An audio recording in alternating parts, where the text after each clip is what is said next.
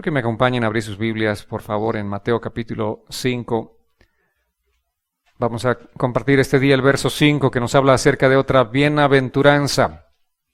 Dice la palabra: bienaventurados los mansos, porque ellos heredarán la tierra. Amén.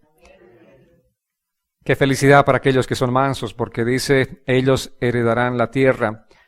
Recordemos simplemente, para ir al contexto bíblico, que cuando Jesús entró en escena, cuando Jesús vino, hace aproximadamente 2000 años atrás, encontró a los judíos llenos de orgullo espiritual. Ellos se creían muy espirituales, eran gente muy autosuficiente, eran gente muy religiosa, estaban llenos de religiosidad, y ellos creían que podían sobrevivir en sus propias fuerzas, ellos creían que podían sobrevivir en sus propios recursos, y así es como Jesús los encontró a ellos.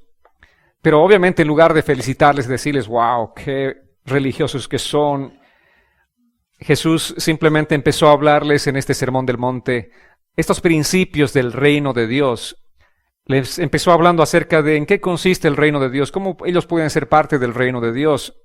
Obviamente estaban muy lejos de ser parte del reino de Dios, a pesar de que eran gente muy religiosa. Jesús empezó a hablarles de cómo ser pobres en espíritu. Jesús empezó a hablarles sobre la necesidad de llorar a causa de esa condición en la que se encontraban. Y ahora les está hablando acerca de cómo ser mansos. Jesús indudablemente aquí está exhortando a la gente a tener un corazón quebrantado y humilde como una condición necesaria para entrar al reino de Dios. No se puede entrar de otra manera al reino sino con esta condición de corazón.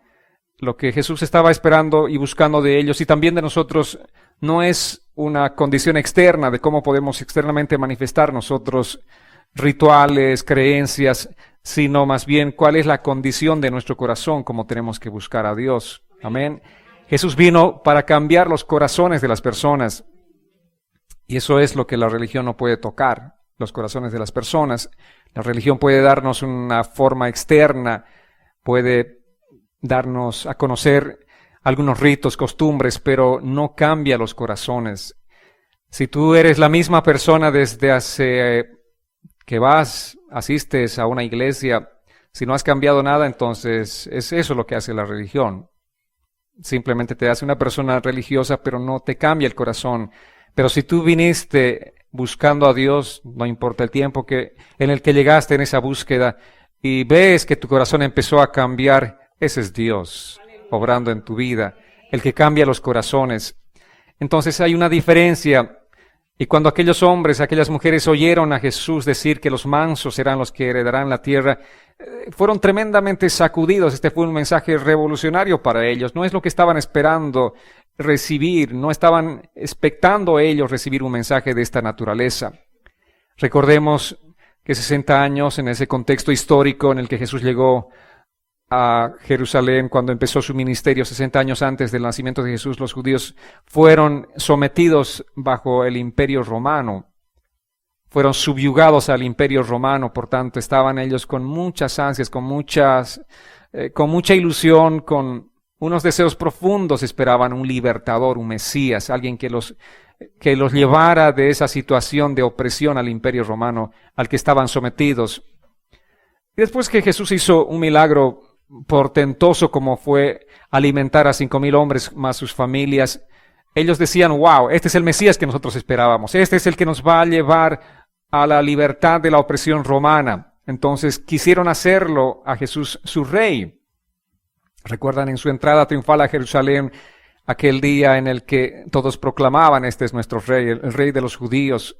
Sin embargo, ellos estaban simplemente pensando en hacer a Jesús como el rey, no de sus vidas, no de sus corazones, sino simplemente como un libertador político. Alguien que se levante en armas y diga, vamos, pueblo judío, levantémonos en armas porque vamos a conquistar nuestra libertad, vamos a salir de esa opresión del imperio romano. Un discurso más o menos así es el que estaban esperando, que Jesús se levantase con un discurso así. Esa era la expectativa que ellos tenían. Como les decía, era un anhelo profundo que tenían los israelitas. Incluidos los discípulos, ellos esperaban que el Mesías les devuelva el reino, les devuelva su libertad, les devuelva sus territorios para vivir en libertad. Podemos ir al contexto de Hechos capítulo 1, versos 6 y 7, donde dice la palabra: Ahí está Jesús con sus discípulos. Dice, entonces los que estaban reunidos con él le preguntaron, Señor, ¿vas a devolver a Israel el reino en este tiempo? Y él les respondió, no les toca a ustedes saber el tiempo ni el momento que son del dominio del Padre. Los mismos discípulos de Jesús sabían, obviamente como judíos que eran, como israelitas que eran, sabían que algo iba a pasar, que Jesús o el Mesías vendría para devolverles a ellos el reino. Entonces los discípulos le dicen, ¿será en este tiempo? ¿Y qué les dijo Jesús? No les toca a ustedes saber el tiempo ni el momento, que son del dominio del Padre. Pero que aquel día vendrá, obviamente vendrá.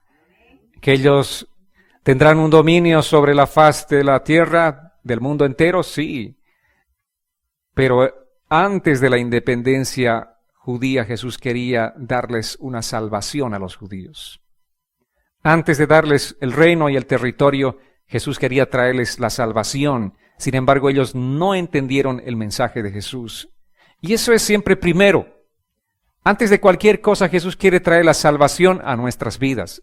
Y muchos de nosotros tampoco entendemos, ¿verdad? Mucha gente no entiende. Mucha gente está enfocada simplemente tal vez en su sanidad física, está enfocada en la prosperidad económica, está enfocada en salir de la crisis familiar que pueda estar viviendo, están enfocadas en muchas cosas, pero no están enfocados en buscar la salvación que Jesús quiere traer a sus vidas. Esto es lo primero. Los judíos aquel día estaban enfocados en esa independencia, en salir de la opresión del imperio romano. Pero Jesús estaba hablándoles acerca de la libertad espiritual que quería darles.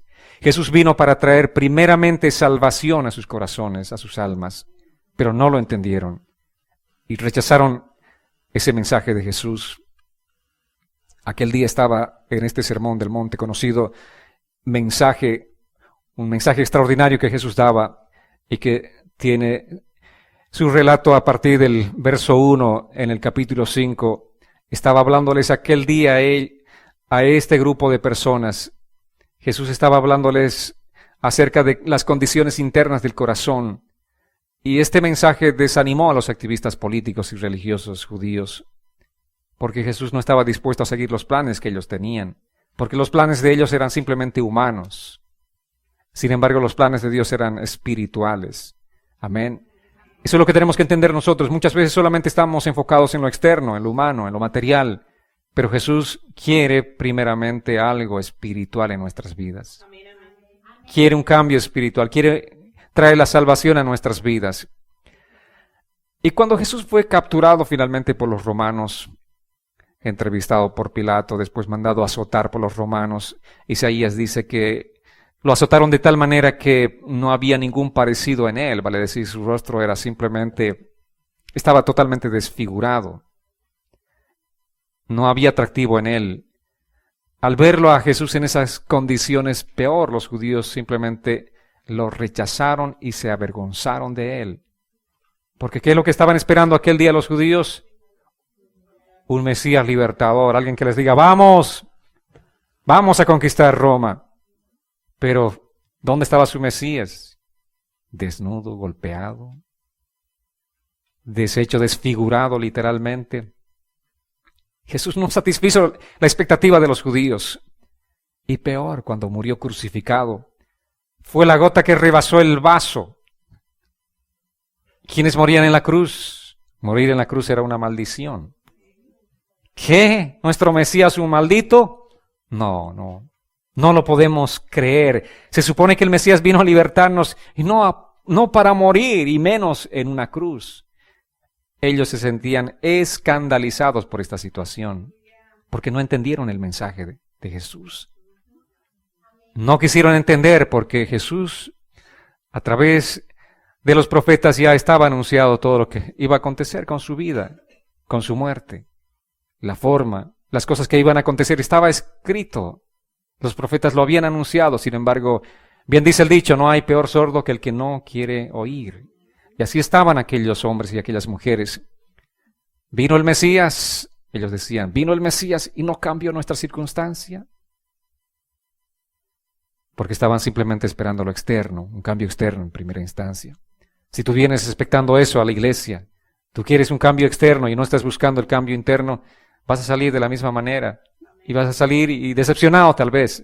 Oh, yo asistí a esa iglesia, pero no pasó nada. Fui buscando mi sanidad y miren cómo estoy, sigue, qué sé yo, si está mal el brazo, sigo con el brazo mal. Dios quiere y puede hacer muchos milagros físicos en tu vida. Él los quiere. Pero primeramente está buscando la salvación de tu alma. Amén. Eso no ha cambiado. Eso era siempre así. Vino el Mesías para cambiar los corazones de las personas, pero así no lo entendieron aquellos hombres. Ellos querían simplemente un cambio de sus circunstancias externas. Por eso Jesús dice, bienaventurados son los mansos. Bienaventurados los mansos, eso era algo que no entraba en la lógica de aquellos hombres. ¿Qué tipo de mensaje es este? Se supone que el botín es para los fuertes, para los violentos, para que los que se levantan en armas. ¿Cómo que bienaventurados los mansos? Eso no encajaba ese mensaje aquel día. Ellos estaban ignorando las profecías de Isaías que señalaba que el Mesías vendría como un siervo. Isaías lo dijo. En el capítulo 61, verso 1, las mismas palabras que también están narradas en Lucas 4, 18 y 19, cuando Jesús dijo, repitiendo aquellas palabras de Isaías, el Espíritu del Señor está sobre mí, me ha ungido para proclamar buenas noticias a los pobres, me ha enviado a proclamar libertad a los cautivos, a dar vista a los ciegos, a poner en libertad a los oprimidos y a proclamar el año de la buena voluntad del Señor. Jesús decía, el Espíritu del Señor está sobre mí. Él me ha ungido, me ha autorizado para proclamar las buenas noticias. ¿A quiénes? A los pobres. ¿A proclamar libertad a quiénes? A los cautivos. ¿A dar libertad a quiénes? A los ciegos. A poner en libertad a los oprimidos. ¿Qué grupo de personas? Se supone que quienes se levantan en armas no son ni cautivos, ni son ciegos, ni son oprimidos, sino otro tipo de personas. Pero Jesús vino a este tipo de personas que tienen un corazón así. Amén. Y no hay forma de encontrar la salvación si no tenemos esta condición de corazón. Mateo 28, más bien 20:28 dice así, imiten al Hijo del Hombre, que no vino para ser servido, sino para servir y para dar su vida en rescate por muchos. ¿Qué tenemos que hacer, amados, nosotros? Dice, imiten. ¿A quién? Al Hijo del Hombre, a Jesús. ¿Para qué vino Jesús? ¿Para que le ilustren los zapatos? No, Él vino para servir. Él vino a servir. No para ser servido, sino para servir y dar su vida en rescate por muchos, dice la palabra. Y Mateo 5, Jesús está hablando no a los autosuficientes, Jesús está llegando no a los que se creen santos, no a los orgullosos, no a los fuertes, no a los arrogantes, no a los religiosos, porque ninguno de ellos entraría en el reino de Dios, sino los quebrantados de corazón, sino los sedientos y hambrientos de justicia, los misericordiosos, los pacificadores, los mansos, ellos serían los que heredarían el reino de Dios. Jesús les está diciendo, ustedes tienen que tener esta condición de corazón para entrar al reino de Dios, para ser salvos. No hay otra manera.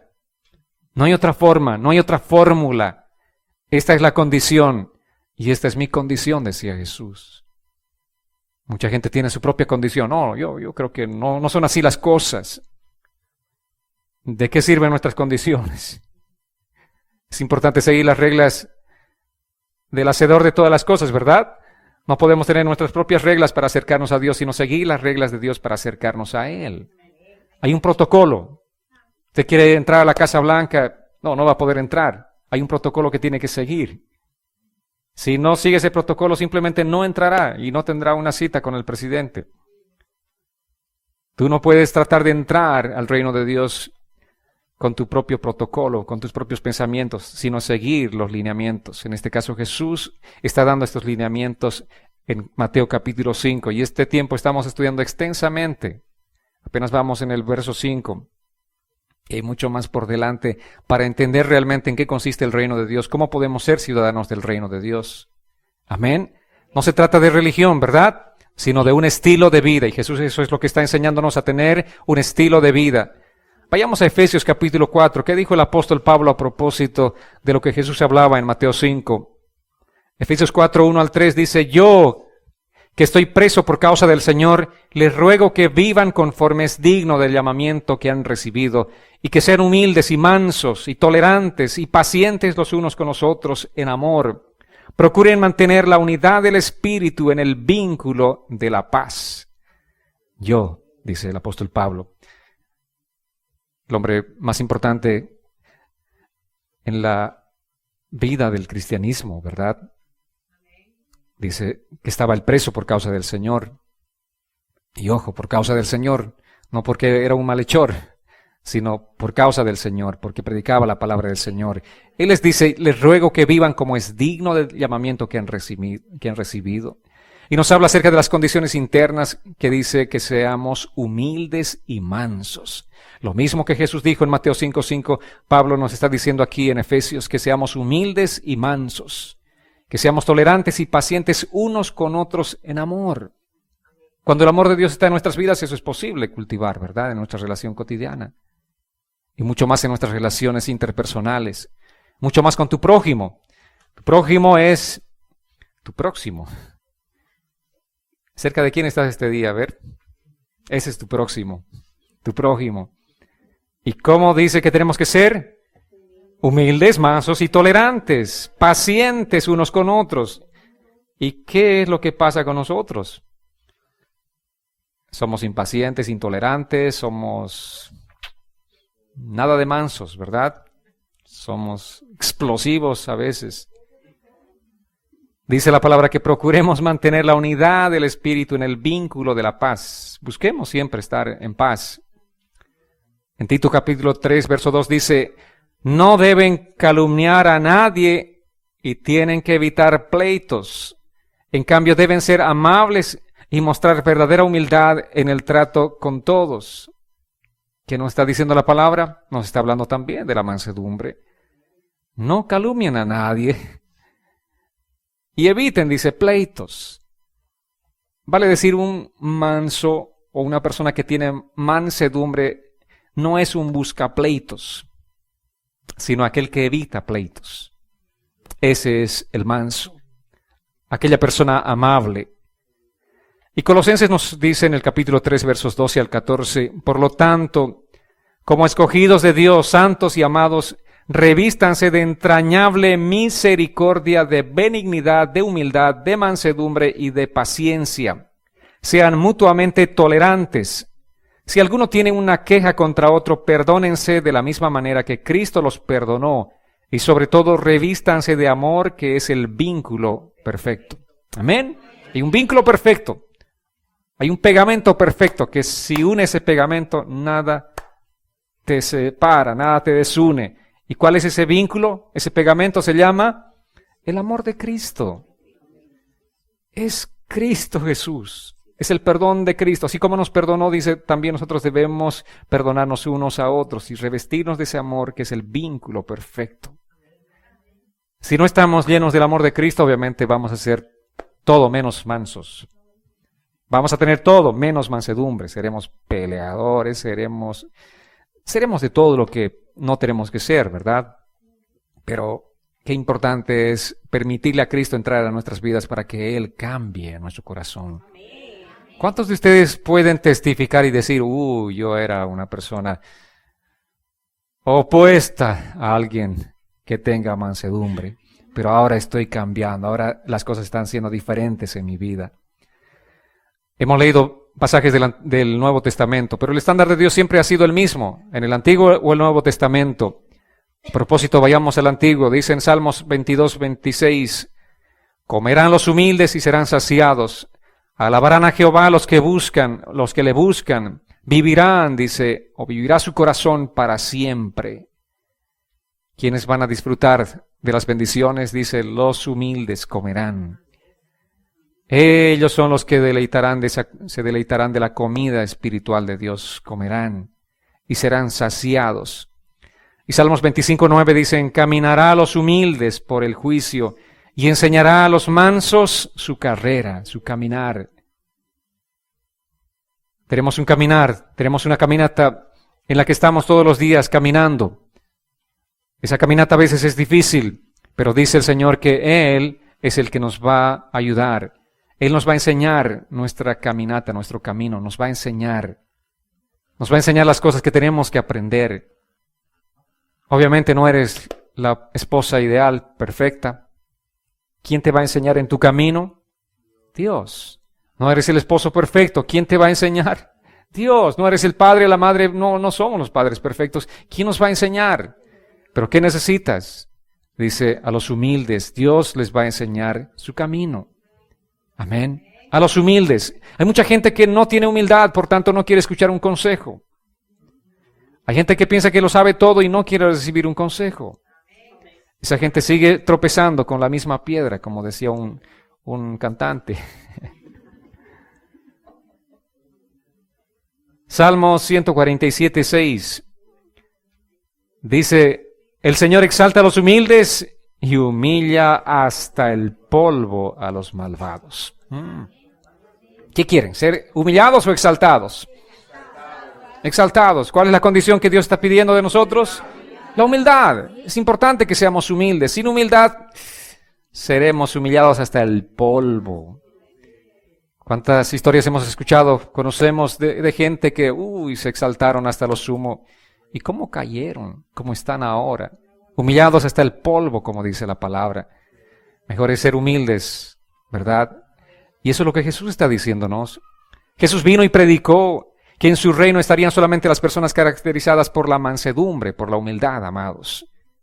Ahora, ¿qué significa ser manso? ¿Qué significa mansedumbre? Escuchamos muchas veces este término en la palabra y muchas veces no entendemos. El diccionario nuestro define la mansedumbre como debilidad. Alguien manso es alguien débil. Eso dice el diccionario. Pero la Biblia no define así la mansedumbre.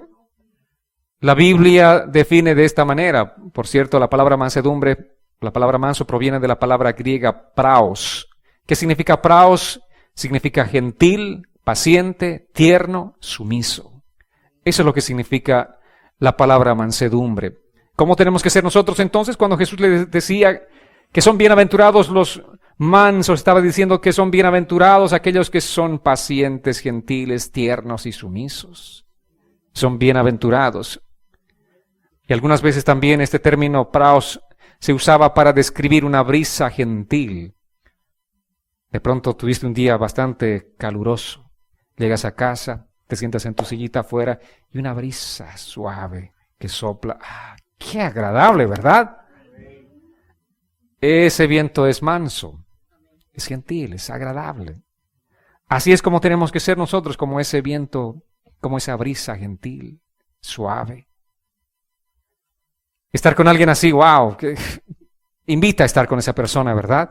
Ven, tomemos un café porque su conversación es así de gentil, esa persona es suave. Pero ¿qué pasa con un viento fuera de control? Ese es el que no queremos en Florida. Esos son los huracanes que no son bienvenidos, ¿verdad? Esos matan, destruyen.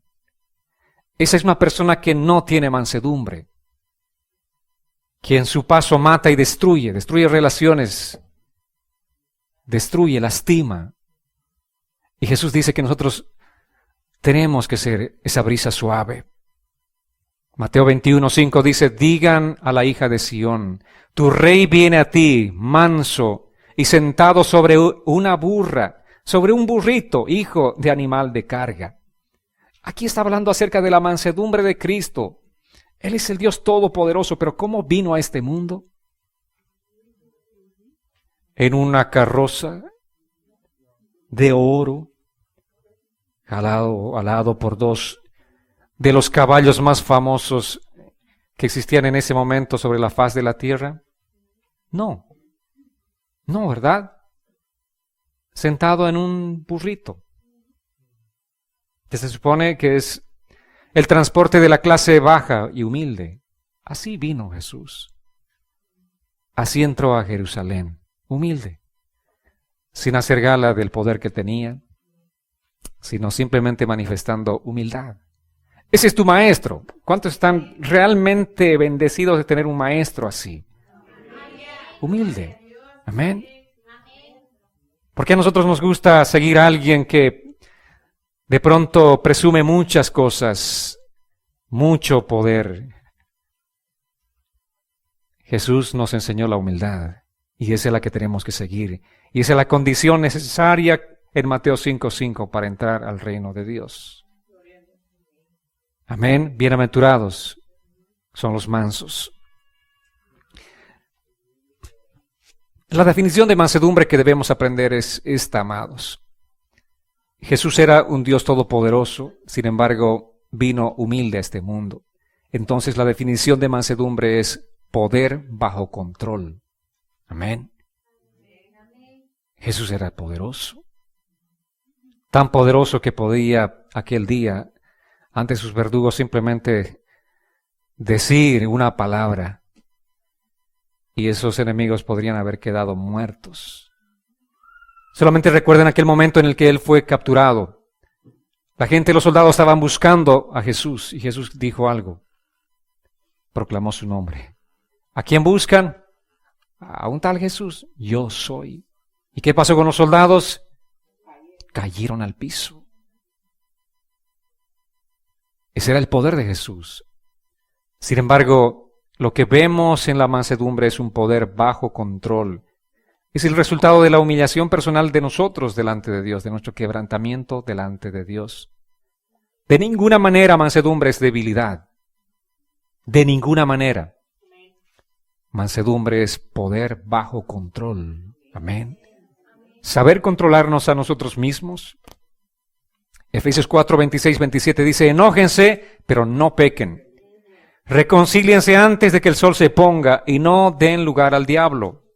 Está bien enojarse, dice en otras palabras Pablo, pero no pequen, que su enojo sea un enojo justo. En este caso, para los propósitos de Dios, no te enojes porque tú has sido ofendido. Si te vas a enojar, enójate porque Dios está siendo ofendido. Amén. ¿Cuántos pueden decir un amén más convincente este día? Enójate no porque tú has sido ofendido, sino porque Dios ha sido ofendido. Proverbios 25, 28 dice, ciudad en ruinas, sin muralla protectora, es el hombre que no frena sus impulsos. ¿Qué pasaba en aquel tiempo? Ciudad sin murallas era una ciudad que podía ser devastada a cualquier momento. Todas las ciudades de la antigüedad tenían murallas, pero ciudad sin murallas es el hombre que no refrena sus impulsos. Es que no me pude controlar. Ese es el que no tiene mansedumbre. ¿Cómo que no puedes controlarte? ¿Cómo que no puedes controlar lo que dices? ¿Cómo que no puedes controlar tus impulsos? Proverbios 16:32 dice, ser paciente es mejor que ser valiente. Es mejor dominarse uno mismo que tomar una ciudad. ¿De qué sirve lograr una hazaña como tomar una ciudad si no puedes dominarte a ti mismo? Esa es la condición del hombre en la actualidad, amados. El hombre ha conquistado muchas cosas, pero no ha conquistado su propio ser interior. Vemos un progreso impresionante de la ciencia y de la tecnología, pero al mismo tiempo vemos cada vez una degradación moral. Cada vez vemos y escuchamos de cosas espeluznantes, de la perversidad de la humanidad contra su propio prójimo. El hombre es capaz, ha sido capaz de alcanzar tantas cosas, de llegar al espacio, a la luna, pero no de conquistarse a sí mismo. Y será imposible que se conquiste a sí mismo. Por eso Jesús dice, bienaventurados son los mansos. Con humildad tienes que venir delante de Dios y decirle, Señor, no puedo conmigo mismo. Ayúdame. Tenemos que venir en pos de Él, buscando su ayuda, buscando la misericordia del Señor.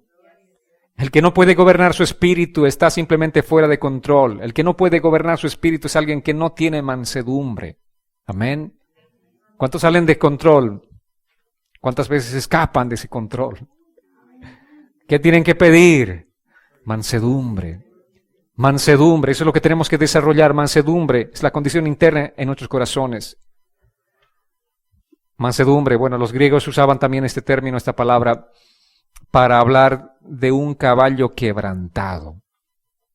Un caballo, para ser quebrantado, tenía que dar vueltas y vueltas en un pequeño círculo. Un potro salvaje, un caballo salvaje, vueltas y vueltas, horas y horas dando vueltas. Si seguía manifestando arrogancia el caballo, seguían las vueltas. ¿Cuándo vas a terminar de dar vueltas, caballo?, le preguntaban. Cuando sea manso, cuando agache la cabeza y se someta a aquella persona que está haciéndole dar vueltas con un látigo. Entre tanto, no presente mansedumbre, seguirá dando vueltas y vueltas. Así está mucha gente en este mundo dando vueltas y vueltas y vueltas, recibiendo látigos y látigos, y no quieren realmente doblegarse delante del Señor. Siguen luchando y siguen luchando contra Dios.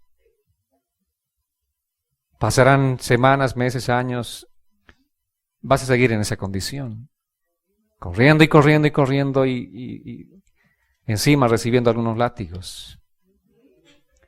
Hasta el momento que tú te postres delante del Señor, hasta el momento que tú te doblegues delante del Señor. Amén. Mansedumbre es ser gentil y noble. Es cuando definitivamente ya no quedan rasgos o rastros de nuestra naturaleza antigua.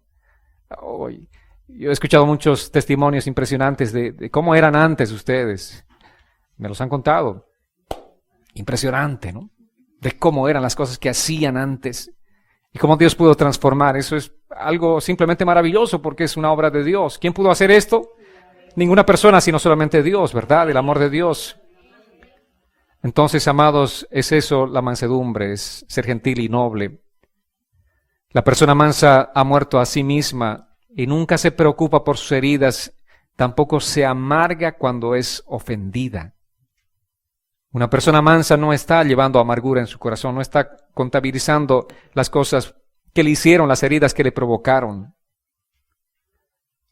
Dios promete darle la tierra por heredad a esa persona mansa.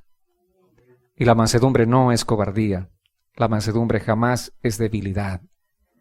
Un hombre manso dice, nada puedo en mí mismo, pero todo lo puedo en Cristo que me fortalece. ¿Cuántos de ustedes pueden decir este día, de mí mismo nada? ¿Qué podemos hacer en nuestras fuerzas? Hay muchos términos, hay mucho mensaje que se predica en este tiempo que lamentablemente no es bíblico, que no procede del corazón de Dios ni procede del corazón del cristianismo, porque el corazón del cristianismo es lo que estamos compartiendo en Mateo 5. Y Jesús nos habla acerca de la mansedumbre. Hay mucha gente que te dice, tú lo puedes, cree en ti, confía en ti. Eso no es bíblico. ¿Dónde escuchaste eso? Psicología, humanismo. Cristianismo dice, nada puedo en mí mismo. Nada podré en mí mismo, pero todo lo podré en Cristo. Todo lo podré en Cristo que me fortalece. Amén, amados. Volviendo a Jesús, que era el ejemplo de mansedumbre. Él no pecó, no hubo engaño en él, nada malo salió de su boca, pero fue acusado falsamente, fue castigado injustamente, fue maltratado injustamente, se burlaron de él injustamente. Y aunque nada malo hizo, dice la palabra que cuando lo maldecían, él no respondía. Cuando padecía, él no amenazaba, no decía, vas a ver. Un día vas a ver. Un día vas a pagar por lo que me estás haciendo. La gente lo escupía, hacían tantas cosas con él. Él jamás amenazó, simplemente que encomendó su causa al Padre. Esto es mansedumbre. Jesús nunca se defendió a sí mismo. Pero escuchen, cuando la gente estaba profanando el templo, ¿qué hizo? Sacó el cinturón, ¿verdad? Sacó el cinturón. Sacó el látigo y los echó a los cambistas. No una vez, sino 2 veces en el templo contra los cambistas. Condenó a los líderes religiosos, pronunció juicio divino sobre ellos. Sin embargo, la Biblia dice que él era un hombre manso. Nunca se defendió a sí mismo, pero sí defendió la causa del Padre. Es una cosa diferente, amados. La persona mansa dice, nunca me defenderé a mí mismo, pero moriré defendiendo a Dios. Esa es la persona mansa. ¿Qué significa entonces, una vez más, yendo a la esencia misma de este significado de mansedumbre? ¿Qué es ser manso? Manso, les decía, significa poder bajo control. Jesús tenía poder, pero ese poder estaba bajo control. Ni aun estando en la cruz, Él no invocó una legión de ángeles que pudiera haberlo hecho y terminado con esa multitud de gente. Sin embargo, no lo hizo. Eso es poder bajo control. Todo el tiempo los judíos pensaban, y los hombres religiosos de aquel tiempo, todo el tiempo estaban pasando simplemente defendiéndose a sí mismos. Los fariseos, los saduceos, los escribas estaban todo el tiempo defendiendo su propia santidad, defendían su propia religiosidad. Pero si alguien los ofendía, los destrozaban literalmente. Los destrozaban con palabras.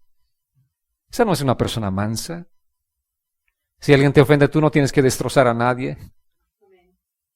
Si lo estás haciendo, no estás realmente ejercitando la mansedumbre. Y así eran los religiosos de aquel tiempo. Esos eran los fariseos. Se defendían a sí mismos. Cualquier situación que surja de alguien que cuestione su forma de ser, simplemente los despedazaban, los destrozaban. ¿Saben, amados? Jamás nos defendamos a nosotros mismos. Porque tenemos un defensor, ¿verdad? Dios es nuestro defensor. Pero eso sí, lo que decía el mismo salmista, el celo de tu casa me consume. Si nos vamos a enojar por algo, porque Dios es ofendido, no porque nosotros somos ofendidos. ¿Cómo se manifiesta la mansedumbre? ¿De qué maneras puede manifestarse la mansedumbre? Veamos algunos ejemplos. Abraham fue un hombre manso. ¿Cómo se manifestó la mansedumbre de Abraham? Dice que Abraham fue un hombre bendecido por el Señor porque Dios hizo un pacto con él. En ese pacto Dios le prometió darle la tierra por heredad. Y un día Abraham, que era muy rico, tenía muchos ganados, él adoptó a su sobrino que estaba con él, su sobrino Lot, que también tenía muchos ganados. Y dice que los pastores de ambos, de Lot y de Abraham, tuvieron una fuerte discusión por el tema de los pastizales. Entonces encontramos la respuesta de Abraham en Génesis 13:9, que dice, para saldar esta situación problemática, le propone esto a su sobrino Lot. Le dice, ¿acaso no tienes ante ti toda la tierra? Te ruego que te apartes de mí. Si te vas a la mano izquierda, yo iré a la derecha. Y si te vas a la derecha, yo iré a la izquierda. ¿Saben qué? Eso es mansedumbre. Él tenía el poder. ¿Quién era el hombre de la promesa? ¿Abraham o Lot? ¿A quién se le prometió todo eso? Abraham. Él era el hombre de la promesa. Él simplemente hubiese dicho, y con justa causa razón, hijito, te voy a regalar un pedazo de territorio aquí, anda y sé feliz allí. Yo soy el hombre de la promesa. Dios me dio a mí todo esto. Pero no, estaba un poco loco Abraham aquel día. Le dice, escoge dónde quieres ir. Si tú vas a la izquierda, yo iré a la derecha. Si tú quieres ir a la derecha, yo iré a la izquierda. Alguno de nosotros le hubiese dicho, ¡hey, Abraham! ¿Qué está pasando contigo? ¿Cómo vas a entregarle lo mejor de tu tierra a tu sobrino Lot? Se supone que Dios te lo ha dado a ti. Pero Abraham sabía que Dios estaba bajo el control de todo. Él simplemente descansaba en la soberanía de Dios. Es importante que nosotros descansemos también en la soberanía de Dios, que Dios tiene el control de todas las cosas. Amén. Eso es lo que tenía Abraham, mansedumbre. Así es como se manifiesta la mansedumbre. Romanos capítulo 12, verso 10 dice, ámense unos a otros con un afecto genuino y deleítense al honrarse mutuamente. ¿Qué tenemos que hacer? Deleitarnos al honrarnos mutuamente. No el exaltarnos a nosotros mismos, sino si vamos a exaltar o si vamos a hablar bien de algo o de alguien que no sea de nosotros mismos, sino de otra persona, de tu prójimo. Una persona que manifestó mansedumbre fue José. ¿Recuerdan José, el hijo mimado de su padre? Por ser mimado, tenía a sus enemigos, o como sus enemigos, a sus propios hermanos, y finalmente fue vendido como esclavo a Egipto. Allí en Egipto, Dios hizo algo maravilloso con este hombre. Tiempo después hubo una hambruna en toda la tierra y los hermanos tuvieron que ir a Egipto en busca de alimento. Ustedes saben la historia, ¿no? ¿Quién era allí el hombre más importante después del faraón? Ese era José. Y allí estaban los hermanos, aquellos que lo sabían, que vendieron a su propio hermano José. Estaban delante de ellos. ¿Qué hizo José? Tomó revancha, represalia. Ahora sí están en mis manos. No, les dio todo lo que ellos querían. Les dio más de lo que ellos estaban esperando. Les dio más. Y los envió a casa. Él no tomó ninguna represalia. ¿Saben por qué? Porque no había amargura en el corazón de José. Tú no vas a tomar represalias tampoco si no hay amargura en tu corazón. Pero si tu corazón está lleno de amargura, esto es simplemente algo que va a acontecer en tu vida. A la primera oportunidad aprovecharás para tomar represalias con la persona que te hizo algo mal. Allí estaban sus hermanos delante de él. Este hombre tenía poder para hacer lo que le daba la gana, literalmente. Tenía el poder de mandarlos a la cárcel, de matarlos, de lo que sea. Tenía poder. Tenía el anillo del faraón. Tenía todo el poder. Pero, como les dije, mansedumbre significa poder bajo control. Poder bajo control. Amén, amados. No significa débil. De ninguna manera José era débil, sino un hombre muy poderoso. Pero su poder estaba bajo control. Y bajo el control de Dios es como nosotros tenemos que estar sometidos permanentemente. José no era ningún cobarde. Era el hombre más poderoso en aquel tiempo en la tierra. Él tenía mansedumbre, no cobardía. Otro caso que encontramos para identificar la mansedumbre, y la misma palabra lo dice, es el caso de Moisés. Moisés era el hombre más manso que existía en la tierra. Un día estaba en la presencia del Señor. Dios le encomendó lo que conocemos hoy, la ley o los 10 mandamientos, escritos con el dedo de Dios en una tabla. Le dijo Moisés, dale esto a mi pueblo, estas son las leyes. Y Moisés estaba descendiendo feliz del monte cuando escuchó un murmullo de gente alborotada. Ya el pueblo había construido un becerro de oro y estaban adorando, y eso significa idolatría. Idolatría que Dios les había prohibido rotundamente que no tendrían que hacer. El hombre más manso aquel día tiró la tabla al suelo, se partió la tabla. ¿Qué hizo con la gente? Los exhortó, los reprochó desde su propio hermano Aarón. ¿Qué hizo con aquel becerro de oro? Lo destruyó totalmente, lo quemó. Simplemente se convirtió en pedazos. Deshizo totalmente aquel becerro de oro, el hombre más manso.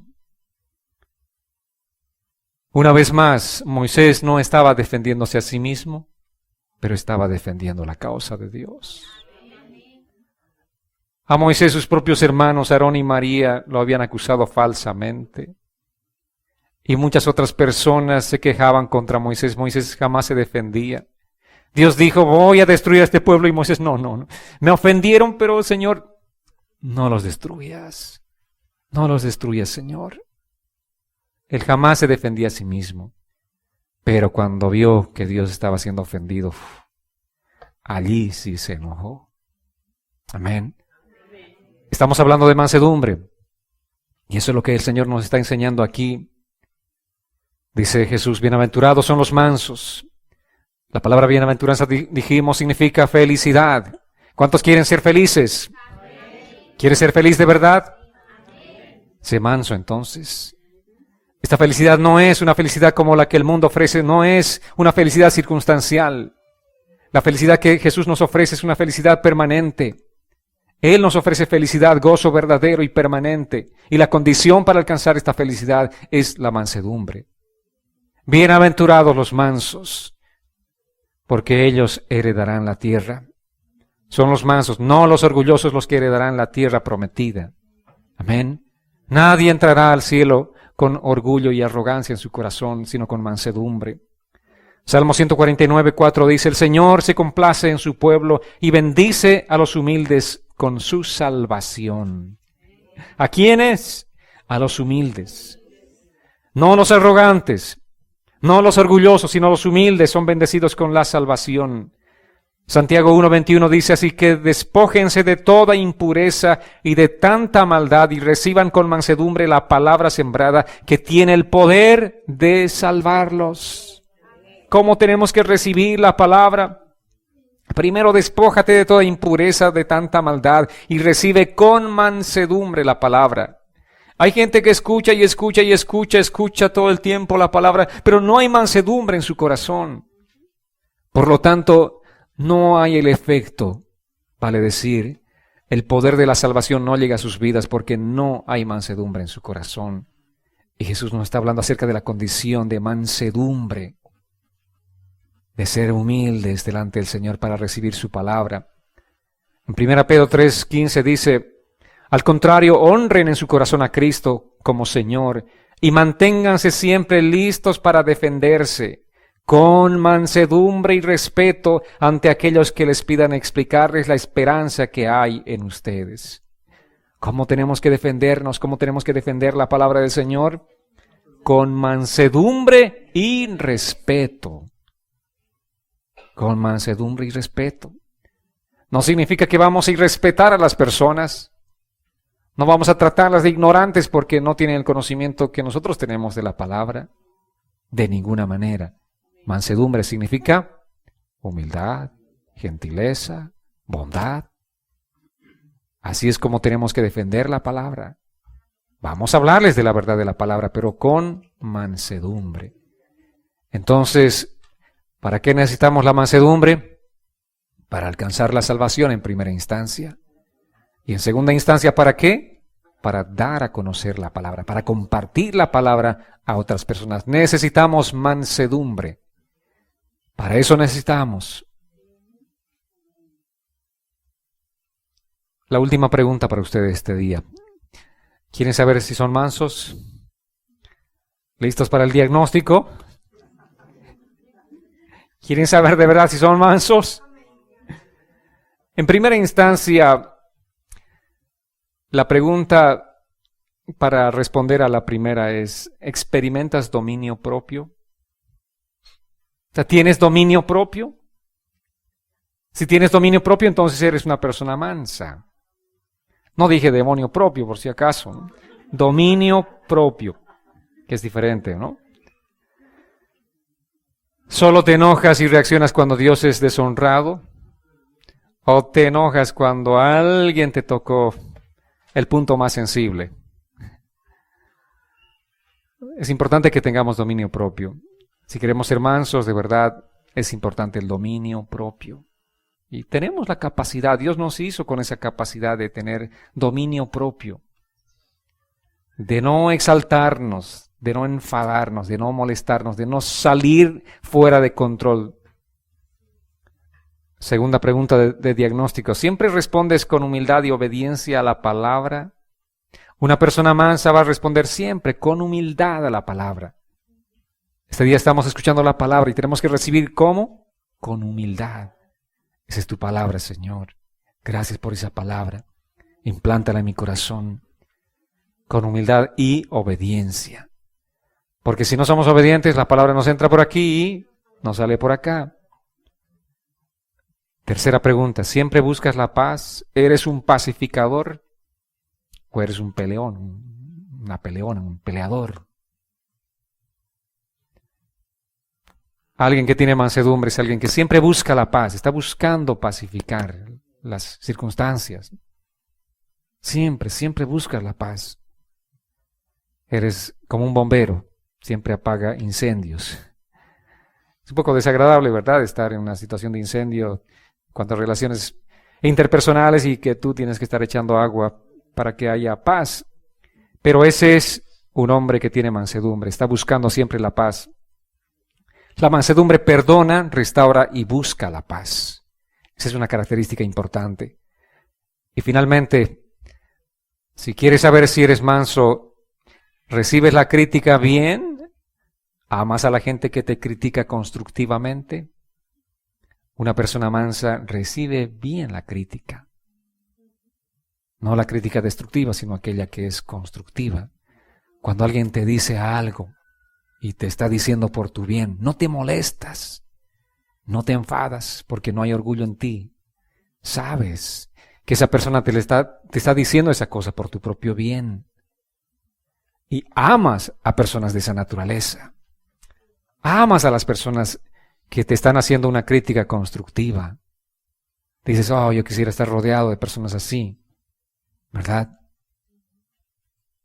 ¿Eres una persona mansa entonces? Tras este diagnóstico, ¿puedes considerarte una persona con mansedumbre? Solamente tú y Dios lo saben. Pero este día Dios está para hacer la obra en cada uno de nuestros corazones. Es importante si queremos entrar al reino de Dios. Uno de los requisitos que Jesús nos está hablando es la mansedumbre, amados. Vamos a ponernos en pie. Vamos a orar a Dios para que Él nos permita tener ese corazón manso, ese corazón humilde,